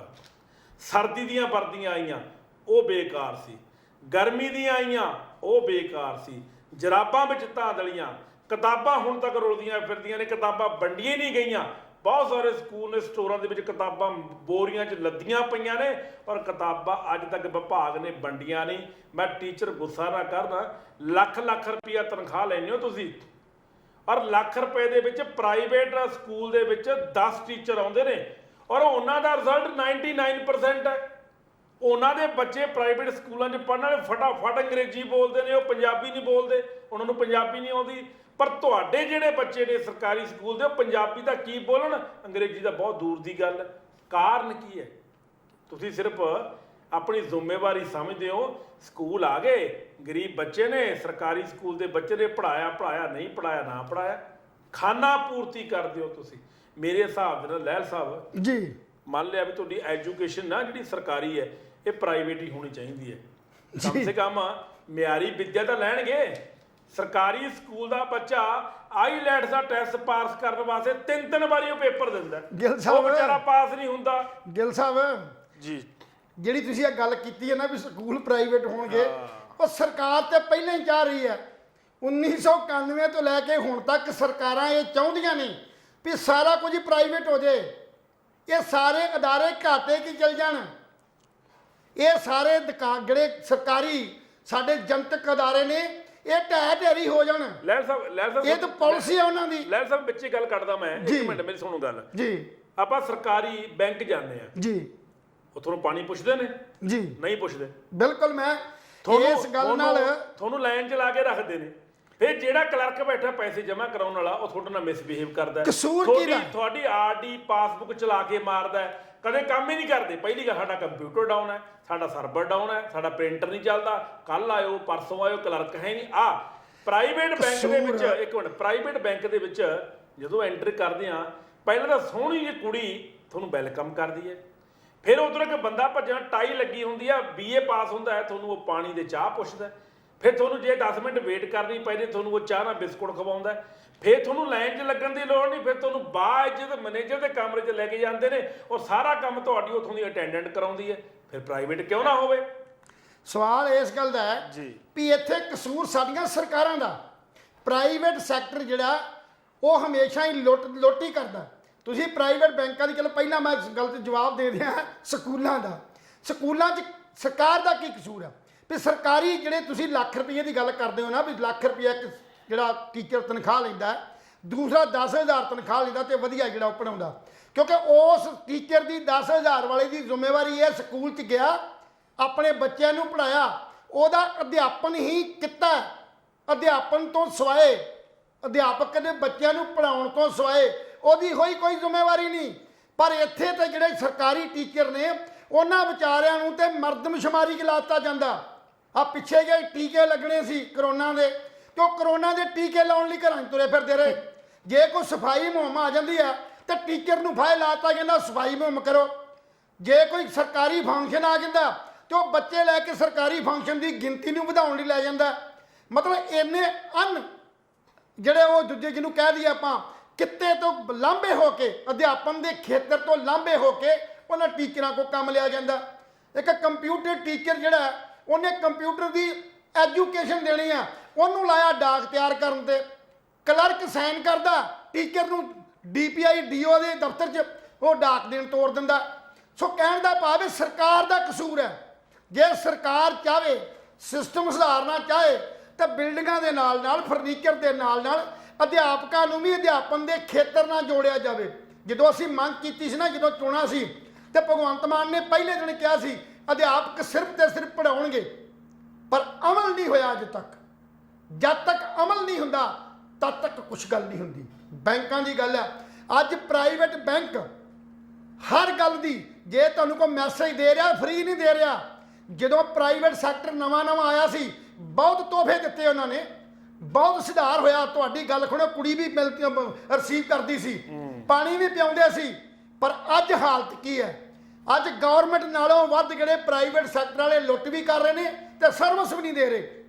ਸੋ ਮੇਰਾ ਕਹਿਣ ਦਾ ਭਾਵ, ਇਹ ਪ੍ਰਾਈਵੇਟ ਸੈਕਟਰ ਤੇ ਸਰਕਾਰਾਂ ਚਾਹੁੰਦੀਆਂ ਨੇ ਵੀ ਬੈਂਕ ਫੇਲ ਹੋ ਜਾਣ, ਬਿਜਲੀ ਬੋਰਡ ਫੇਲ ਹੋ ਜਾਏ, ਸਰਕਾਰੀ ਸਕੂਲਾਂ ਦਾ ਸਿਸਟਮ ਫੇਲ ਹੋ ਜਾਏ, ਇੰਡਸਟਰੀ ਫੇਲ ਹੋ ਜਾਏ, ਅਸੀਂ ਸਾਰੇ ਦਾ ਸਾਰਾ ਜਿਹੜਾ ਇਹਨੂੰ ਆਕਸ਼ਨ ਕਰਕੇ ਦੇ ਦਈਏ, ਵੇਚ ਦਈਏ। ਔਰ ਇਹਦਾ ਘਾਣ ਨੁਕਸਾਨ ਕਿਹਨੂੰ ਹੋਊਗਾ? ਉਹਨਾਂ ਕਾਮਿਆਂ ਨੂੰ, ਉਹਨਾਂ ਮੁਲਾਜ਼ਮਾਂ ਨੂੰ। ਜਿਹੜੇ ਨੌਕਰੀ ਦੀ ਗੱਲ ਤੁਸੀਂ ਕਰਦੇ ਹੋ ਨਾ, ਭਗਵੰਤ ਮਾਨ ਕਹਿੰਦਾ ਮੈਂ ਪੰਜਾਬ ਦੇ ਅੰਦਰ ਅੰਗਰੇਜ਼ਾਂ ਨੂੰ ਲਿਆ ਕੇ ਨੌਕਰੀ ਦੇਣੀ ਆ। ਨਹੀਂ, ਇਹ ਸਾਡੇ ਲੋਕ ਜਿਹੜੇ ਨੇ ਬਾਹਰਲੇ ਦੇਸ਼ਾਂ 'ਚ ਨੌਕਰੀਆਂ ਲਈ ਹੋਰ ਜਾਣਗੇ, ਕਿਉਂਕਿ ਇੱਥੇ ਸਿਸਟਮ ਦਾ ਸੁਧਾਰ ਨਹੀਂ ਹੋਇਆ। ਅਸੀਂ ਸੁਧਾਰ ਦੀ ਗੱਲ ਕਰਦੇ ਹਾਂ ਵੀ ਸਿਸਟਮ ਸੁਧਾਰੋ। ਭਗਤ ਸਿੰਘ ਨੇ ਗੱਲ ਕਹੀ ਸੀ, ਮੈਂ ਗੱਲ ਕਰਨ ਲੱਗਾ, ਭਗਤ ਸਿੰਘ ਨੇ ਸਿਆਸਤ ਜਿਹੜੀ ਆ, ਰਾਜਨੀਤੀ ਵਾਲੀ ਜਿਹੜੀ ਆ ਤਬਦੀਲੀ ਨਹੀਂ ਸੀ ਚਾਹੀ ਵੀ ਵੋਟਾਂ ਪਾਓ ਤੇ ਸਰਕਾਰ ਦੀ ਤਬਦੀਲੀ ਕਰ ਦਿਓ, ਹਕੂਮਤ ਬਦਲ ਦਿਓ। ਨਹੀਂ, ਉਹਨੇ ਸਮਾਜਿਕ ਤਬਦੀਲੀ ਦੀ ਗੱਲ ਕੀਤੀ ਸੀ ਵੀ ਸਮਾਜ ਦੇ ਅੰਦਰ ਤਬਦੀਲੀ ਹੋਵੇ, ਸਿਸਟਮ ਦੇ ਅੰਦਰ ਤਬਦੀਲੀ ਹੋਵੇ। ਜੀ। ਜਦ ਤੱਕ ਸਿਸਟਮ ਦੇ ਅੰਦਰ ਤਬਦੀਲੀ ਨਹੀਂ ਹੁੰਦੀ, ਇੱਕ ਛੋਟੀ ਜਿਹੀ ਮਿਸਾਲ ਦਿੰਨਾ, ਇਹ ਰਾਜਨੀਤਿਕ ਲੋਕ ਕੀ ਕਰਦੇ ਨੇ, ਜਿਵੇਂ ਇੱਕ ਆਮ ਬੰਦਾ ਟੱਠਾ ਕੋਠਾ ਉਹਦਾ ਵਿਕ ਸੜਿਆ ਗਲਿਆ ਸਮਾਨ ਹੈ, ਉਹਨੂੰ ਬਚਾਉਣ ਵਾਸਤੇ, ਸੜੇ ਗਲੇ ਸਮਾਨ ਨੂੰ ਬਚਾਉਣ ਵਾਸਤੇ, ਗਿੱਲ ਸਾਹਿਬ ਧਿਆਨ ਰੱਖਿਆ ਸੁਣਿਓ, ਕੋਠੇ ਨੂੰ ਸਿਰਫ ਤੇ ਸਿਰਫ ਢਾਉਂਦਾ ਨਹੀਂ, ਉਹਨੂੰ ਲਿਪਦਾ ਮਿੱਟੀ ਨਾਲ, ਗਾਰੇ ਨਾਲ, ਉੱਤੇ ਕਲੀ ਫੇਰਦਾ। ਪਰ ਉਹ ਕੱਚੇ ਦਾ ਕੱਚਾ ਕੋਠਾ ਰਹਿ ਗਿਆ, ਉਹ ਜਦੋਂ ਵੀ ਮੀਂਹ ਆਏਗਾ ਢਹੇਗਾ, ਚੋਏਗਾ। ਇਹ ਸਿਸਟਮ ਭਗਤ ਸਿੰਘ ਨਹੀਂ ਸੀ ਚਾਹੁੰਦਾ। ਭਗਤ ਸਿੰਘ ਚਾਹੁੰਦਾ ਸੀ ਸਿਸਟਮ ਨੂੰ ਤੋੜਨਾ, ਸਿਸਟਮ ਨੂੰ ਬਦਲਣਾ। ਇਹ ਸਾਰੇ ਗਾਰੇ ਮਿੱਟੀ ਨੂੰ ਛੱਡ ਕੇ ਇੱਕ ਪੱਕਾ ਲੈਂਟਰ ਪਾਉਣਾ। ਇਸ ਕਰਕੇ ਕਿ ਉਹਦੇ ਮਾਨਸਿਕ ਅੰਦਰ ਜਿਹੜੀ ਗੱਲ ਅੱਜ ਤੱਕ ਘੁਸ ਚੁੱਕੀ ਹੈ, ਰਿਸ਼ਵਤਖੋਰੀ ਦੀ ਜਿਹੜੀ ਗੱਲ ਕਰ ਚੁੱਕੀ, ਸਿਫਾਰਸ਼ ਦੀ, ਨਾ ਬਰਾਬਰੀ ਦੀ, ਨਾ ਵੰਡ ਦੀ, ਕਾਣੀ ਵੰਡ ਦੀ, ਇਹ ਜਦ ਤੱਕ ਇਹ ਸਿਸਟਮ 'ਚ ਸੁਧਾਰ ਨਹੀਂ ਹੁੰਦਾ ਤਦ ਤੱਕ ਭਗਤ ਸਿੰਘ ਦੀ ਗੱਲ ਜਾਂ ਭਗਤ ਸਿੰਘ ਦੀ ਸੋਚ ਉਹ ਕਾਮਯਾਬ ਨਹੀਂ ਹੋ ਸਕਦੀ। ਸੋ ਮੇਰਾ ਕਹਿਣ ਦਾ ਭਾਵ ਇਹ ਆ, ਸਾਡੇ ਰਾਜਨੀਤਿਕ ਲੋਕਾਂ ਨੂੰ ਸਿਰਫ ਸਬਜ਼ ਬਾਗ ਵਿਖਾ ਸਕਦੇ ਆ ਤੇ ਮੁਕਤਖੋਰ ਦੀਆਂ ਜਿਹੜੀਆਂ ਇਹ ਸਕੀਮਾਂ ਦੇ ਕੇ ਰਾਜ ਗੱਦੀ ਹਥਿਆ ਸਕਦੇ ਨੇ, ਪਰ ਰਾਜ ਗੱਦੀ ਹਥਿਆਉਣ ਨਾਲ ਮਸਲਾ ਹੱਲ ਨਹੀਂ ਹੋਣਾ। ਮੈਂ ਗਵਾਂਢੀ ਸੂਬੇ ਦੇਸ਼ ਪਾਕਿਸਤਾਨ ਤੇ ਸ਼੍ਰੀਲੰਕਾ ਦੀ ਗੱਲ ਕਿਉਂ ਕੀਤੀ ਸੀ? ਇਸ ਕਰਕੇ ਕੀਤੀ ਸੀ ਵੀ ਉਸ ਸਰਕਾਰਾਂ ਨੇ ਆਪਣੇ ਲੋਕਾਂ ਨੂੰ ਸੁੱਖ ਸਹੂਲਤਾਂ ਦੇ ਨਾਂ ਹੇਠ ਆਪ ਰਾਜ ਗੱਦੀ ਚਲਾਉਣ ਲਈ ਕਰਜ਼ੇ ਤੇ ਕਰਜ਼ਾ ਲੈਂਦੇ ਰਹੇ, ਅਮਰੀਕਾ ਤੋਂ, ਰੂਸ ਤੋਂ, ਬਾਕੀ ਦੇਸ਼ਾਂ ਤੋਂ, ਔਰ IMF ਜਿਹੜੇ ਮੁਦਰਾ ਫੰਡ ਸਾਡਾ ਵਰਲਡ ਦਾ ਜਾਂ ਵਰਲਡ ਬੈਂਕ ਤੋਂ। ਉਹ ਇੰਨਾ ਕਰਜ਼ਾ ਉਹਨਾਂ ਨੇ ਦੇ ਦਿੱਤਾ ਕਿ ਅੱਜ ਉਹਨਾਂ ਦੀ ਆਰਥਿਕਤਾ ਡਗਮਗਾ ਗਈ। ਅੱਜ ਉਹ ਹੱਥ ਖੜੇ ਕਰਕੇ ਬਹਿ ਗਏ ਨੇ। ਅੱਜ ਉੱਥੇ ਰਾਜ ਪਲਟੇ ਹੋਣ ਦੀਆਂ ਸੰਭਾਵਨਾ ਜਿਹੜੀਆਂ ਉਹ ਪੈਦਾ ਹੋ ਗਈਆਂ। ਸੋ ਇਹ ਨਾ ਹੋਵੇ ਕਿਤੇ ਪੰਜਾਬ ਦੀ ਸਰਕਾਰ ਨੂੰ ਚਲਾਉਣ ਲਈ ਮੁੱਖ ਮੰਤਰੀ ਪੰਜਾਬ ਕਰਜ਼ੇ ਦੀ ਪੰਡ ਹੋਰ ਭਾਰੀ ਕਰ ਦੇਵੇ ਤਾਂ ਕਿ ਆਉਣ ਵਾਲਾ ਸਮਾਂ ਜਿਹੜਾ ਬਰਬਾਦੀ ਦਾ ਹੋਵੇ ਔਰ ਆਰਥਿਕਤਾ ਡਗਮਗਾ ਜਾਵੇ। ਇਸ ਕਰਕੇ ਅਸੀਂ ਬਾਰ-ਬਾਰ ਦੁਹਾਈ ਦਿੰਦੇ ਹਾਂ ਵੀ ਇਹ ਸੁੱਖ ਸਹੂਲਤਾਂ ਨੂੰ ਛੱਡ ਕੇ, ਮੁਫਤਖੋਰ ਸਕੀਮਾਂ ਨੂੰ ਛੱਡ ਕੇ ਪੰਜਾਬ ਦੇ ਅੰਦਰ ਇੰਡਸਟਰੀ ਲਿਆਓ, ਪੰਜਾਬ ਦੇ ਲੋਕਾਂ ਨੂੰ ਰੁਜ਼ਗਾਰ ਦਿਓ, ਪੰਜਾਬ ਦਾ ਵਿਕਾਸ ਕਰੋ। ਵਿਕਾਸ ਤਾਂ ਹੋਏਗਾ ਜੇ ਤੁਹਾਡੇ ਖਜ਼ਾਨੇ 'ਚ ਪੈਸੇ ਹੋਣਗੇ। ਜੇ ਇਸ ਖਜ਼ਾਨੇ ਨੂੰ ਭਰੋ। ਆ ਨੇੜੇ ਸੂਬਾ ਹਰਿਆਣਾ, ਉਹਦਾ ਮੁੱਖ ਮੰਤਰੀ ਇੱਕ ਕਹਿੰਦਾ ਵੀ ਪੰਜਾਬ ਮੇਰਾ ਵੱਡਾ ਭਰਾ ਸੀ ਪਹਿਲਾਂ, ਪਰ ਅੱਜ ਮੇਰਾ ਚਚੇਰਾ ਭਰਾ ਆ। ਕਿਉਂ ਕਿਹਾ ਚਚੇਰਾ ਭਰਾ? ਕਹਿੰਦੇ ਨੇ ਜਦੋਂ ਕਿਸੇ ਭਰਾ ਦੀ ਚੜ੍ਹਤ ਹੋਵੇ ਤੇ ਉਹ ਭਰਾ ਹੁੰਦਾ, ਤੇ ਜਦੋਂ ਉਹਦੀ ਗਰੀਬੀ ਆ ਜੇ, ਉਹ ਮਾਤੜ ਹੋ ਜੇ, ਤੇ ਫਿਰ ਉਹ ਕਹਿੰਦਾ ਮੇਰੇ ਤਾਏ ਦਾ ਮੁੰਡਾ ਜਾਂ ਮਾਸੀ ਦਾ ਮੁੰਡਾ ਜਾਂ ਸਾਡੇ ਪਿੰਡ ਦਾ ਮੁੰਡਾ ਹੈ, ਉਹ ਆਪਣਾ ਭਰਾ ਕਹਿਣ ਨੂੰ ਤਿਆਰ ਨਹੀਂ। ਅੱਜ ਉਹ ਹੀ ਹਰਿਆਣਾ ਜਿਹੜਾ ਕਦੇ ਜਦੋਂ ਟੁੱਟਿਆ ਸੀ ਉਹਦੇ ਕੋਲ ਕੁਛ ਨਹੀਂ ਸੀ, ਅੱਜ ਹਰਿਆਣਾ ਸਾਡੇ ਨਾਲੋਂ ਕਈ ਗੁਣਾ ਅੱਗੇ ਹੈ। ਉਹਦੀ ਆਰਥਿਕਤਾ, ਉਹਦੀ GST, ਉਹਦੇ ਟੈਕਸ ਸਾਡੇ ਨਾਲੋਂ ਵੱਧ ਪੈਸਾ ਸਰਕਾਰ ਨੂੰ ਆ ਰਿਹਾ। ਕਿਉਂ ਆ ਰਿਹਾ? ਕੀ ਕਾਰਨ ਨੇ? ਜੇ ਅੱਜ ਮਜ਼ਾਕ ਬਣ ਕੇ ਪੰਜਾਬ ਉਹਦੀਆਂ ਗੱਲਾਂ ਸੁਣ ਰਿਹਾ ਤੇ ਕਿਉਂ ਸੁਣ ਰਿਹਾ? ਤੁਹਾਡੇ ਚੋਂ ਨਿਕਲਿਆ ਬੰਦਾ, ਔਰ ਤੁਹਾਡੀ ਕਮਜ਼ੋਰੀ ਹੈ, ਤੁਹਾਡੀ ਨਲਾਇਕੀ ਹੈ ਇੱਥੋਂ ਦੇ ਰਾਜਨੀਤਿਕ ਲੋਕਾਂ ਦੀ। ਇੱਕ ਨਾਲ ਦਾ ਛੋਟਾ ਸੂਬਾ ਪੰਜਾਬ ਨੂੰ ਚਚੇਰਾ ਭਰਾ ਕਹਿਣ ਲੱਗ ਗਿਆ। ਸੋ ਕਹਿਣ ਦਾ ਭਾਵ ਅੱਗੇ ਅਜੇ ਬਹੁਤ ਵੱਡੇ ਮਸਲੇ ਨੇ। ਇਹ ਤਾਂ ਛੋਟੇ ਛੋਟੇ ਲਾਲਚ ਨੇ ਜਿਹੜੇ ਤੁਸੀਂ ਦੇ ਕੇ ਲੋਕਾਂ ਨੂੰ ਵਰਗਲਾ ਰਹੇ ਹੋ। ਅਜੇ ਬਹੁਤ ਵੱਡੇ ਮਸਲੇ ਨੇ, ਉਹਨਾਂ ਮਸਲਿਆਂ ਤੇ ਧਿਆਨ ਦੇਣ ਦੀ ਲੋੜ ਆ ਮੁੱਖ ਮੰਤਰੀ ਪੰਜਾਬ ਜੀ। ਇਹ ਨਹੀਂ ਵੀ ਦਿੱਲੀ 'ਚ ਆਪਣੇ ਸਟਾਫ ਭੇਜੋ, ਆਪਣੇ ਮੰਤਰੀ ਭੇਜੋ ਜਾਂ ਆਪਣਾ ਹੋਰ ਭੇਜੋ। ਤੁਸੀਂ ਆਪ ਖੁਦ ਸਿਆਣੇ ਹੋ, ਦ੍ਰਿੜ ਹੋ, ਵਿਸ਼ਵਾਸੀ ਬੰਦੇ ਹੋ। ਤੁਸੀਂ ਆਪ ਇਹਨਾਂ ਨੂੰ ਗਾਈਡ ਕਰੋ, ਆਪ ਸਰਕਾਰ ਚਲਾਓ। ਕੀ ਨਹੀਂ ਚਲਾਇਆ ਜਾ ਸਕਦਾ? ਜੇ ਦੁਨੀਆ 'ਚ ਇੱਕ ਦਿਨ 'ਚ ਦੁਨੀਆ ਨੇ ਬਦਲਤੀ, ਕਹਿੰਦੇ 10 ਦੁਨੀਆ 'ਚ ਦੁਨੀਆ ਬਦਲੀ ਗਈ ਸੀ। ਜੇ ਉਹਨਾਂ ਲੋਕਾਂ ਨੇ ਇਹ ਦੁਨੀਆ ਬਦਲਤੀ ਤੇ ਤੁਸੀਂ ਤੇ ਬਹੁਤ ਕੁਝ ਕਰ ਸਕਦੇ ਹੋ। ਤੁਸੀਂ ਉਸ ਸੂਬੇ ਦੇ ਜੰਮਪਲ ਹੋ ਜਿੱਥੇ ਭਗਤ ਸਿੰਘ ਵਰਗਿਆਂ ਨੇ ਜਨਮ ਲਿਆ ਸੀ, ਜਿੱਥੇ ਗੁਰੂ ਗੋਬਿੰਦ ਸਿੰਘ ਨੇ ਖਾਲਸਾ ਪੰਥ ਦੀ ਸਥਾਪਨਾ ਕੀਤੀ ਸੀ, ਜਿੱਥੇ ਗੁਰੂ ਨਾਨਕ ਨੇ ਆਪਣੀ ਜਿਹੜੀ ਲਹਿਰ ਚਲਾਈ ਸੀ। ਸੋ ਤੁਸੀਂ ਤੇ ਵਧੀਆ ਹੋ, ਪਰ ਇਸ ਕਰਕੇ ਨਹੀਂ ਵੀ ਅਸੀਂ ਕਿਸੇ ਦੇ ਹੱਥ ਚੋਕਾ ਬਣ ਜਾਈਏ। ਅੱਜ ਰਾਜਨੀਤਿਕ ਪਾਰਟੀਆਂ ਤੁਹਾਡੇ ਖਿਲਾਫ ਇੱਕ ਵੱਡਾ ਮੂਵਮੈਂਟ ਤਿਆਰ ਕਰਨ ਨੂੰ ਤਿਆਰ ਨੇ। ਕਿਸਾਨ ਜਥੇਬੰਦੀਆਂ ਅੱਜ ਵੱਖਰੀ ਗੱਲ ਹੈ ਕਿ ਉਹ ਟੁੱਟ ਗਈਆਂ। ਉਹਦੇ ਆਧਾਰ ਦੇ ਉੱਤੇ ਜਿਹੜੇ ਕਦੇ ਸਿੱਧੂ ਦੀ, ਦੀਪ ਸਿੱਧੂ ਦੀ ਫੋਟੋ ਲਾਈ ਫਿਰਦੇ ਸੀ ਟਰੈਕਟਰਾਂ ਦੇ ਉੱਤੇ, ਅੱਜ ਉਹਦੀ ਸੋਚ ਨੂੰ ਭੁੱਲ ਕੇ ਸੇਲੋ ਵਰਗੇ ਮਤਲਬ ਅਡਾਨੀਆਂ ਦੇ ਕੋਲ ਆਪਣੀ ਕਣਕ ਵੇਚਣ ਲਈ ਮਜਬੂਰ ਹੋ ਗਏ ਨੇ। ਔਰ ਉਹ ਕਮੀ ਕਿਹਦੀ ਹੈ? ਉਹ ਕਮੀ ਸਾਡੇ ਪੰਜਾਬ ਸਰਕਾਰ ਦੀ ਹੈ। ਉਹ ਕਮੀ ਕਿਹਦੀ ਹੈ? ਸਾਡੀਆਂ ਰਾਜਨੀਤਿਕ ਜਿਹੜੀਆਂ ਸਾਡੀਆਂ ਕਿਸਾਨ ਜਥੇਬੰਦੀਆਂ ਸੀ ਉਹਨਾਂ ਦੀ ਕਮੀ ਹੈ। ਅੱਜ ਵੀ ਅਸੀਂ ਪੰਜਾਬ ਦੇ ਕਿਸਾਨਾਂ ਨੂੰ ਇੱਕ ਬੇਨਤੀ ਕਰਦੇ ਹਾਂ ਵੀ ਜੇ ਤੁਸੀਂ ਆਪਣੇ ਆਪ ਨੂੰ ਬਚਾਉਣਾ ਚਾਹੁੰਦੇ ਹੋ, ਜੇ ਵਾਕਿਆ ਤੁਸੀਂ ਹਰੀ ਸਿੰਘ ਨਲੂਏ ਦੇ ਅਣਖ ਤੇ ਗੈਰਤ ਰੱਖਦੇ ਹੋ, ਜੇ ਅਜੇ ਵੀ ਤੁਸੀਂ ਦੀਪ ਸਿੱਧੂ ਦੀ ਸੋਚ ਨੂੰ ਅੱਗੇ ਲੈ ਕੇ ਜਾਣਾ ਚਾਹੁੰਦੇ ਹੋ, ਜੇ ਅੱਜ ਵੀ ਤੁਸੀਂ ਭਗਤ ਸਿੰਘ ਦੀ ਸੋਚ ਦੇ ਨਾਅਰੇ ਲਾਉਂਦੇ ਰਹੇ ਹੋ ਉੱਥੇ ਦਿੱਲੀ ਦੇ ਵਿੱਚ ਜਾ ਕੇ, ਅੱਜ ਵੀ ਤੁਸੀਂ ਇਸ ਗੱਲ ਨੂੰ ਆਪਣੇ ਸਿਰ ਤੇ ਜ਼ਿੰਮੇਵਾਰੀ ਲੈ ਕੇ, ਕੋਈ ਗੱਲ ਨਹੀਂ ਮਹੀਨਾ 2 ਮਹੀਨੇ ਤਕਲੀਫ ਕੱਟੀ ਜਾ ਸਕਦੀ ਹੈ ਜਿਹੜੀ ਤੁਸੀਂ ਸਾਲਾਂ ਬੱਧੀ ਕੱਟੀ ਹੈ, ਅੱਜ ਫੇਰ ਇਕੱਠੇ ਹੋਵੋ, ਇਕੱਠੇ ਹੋ ਕੇ ਰੈਲੀਆਂ ਧਰਨੇ ਮੁਜ਼ਾਹਰੇ ਇਹ ਕਰਕੇ ਪੰਜਾਬ ਦੇ ਕਿਸਾਨਾਂ ਨੂੰ ਉਹਨਾਂ ਮੰਡੀਆਂ 'ਚ ਕਣਕ ਛਿੜਾਉਣ ਤੋਂ ਰੋਕੋ, ਤਾਂ ਕਿ ਪੰਜਾਬ ਸਰਕਾਰ ਨੂੰ ਮਜਬੂਰ ਕਰੋ ਸ਼ੁਕਰੀਆ ਕਿ ਸਾਡੀ ਜਿਹੜੀ ਹੈ ਫਸਲ ਹੈ ਖਰੀਦੇ।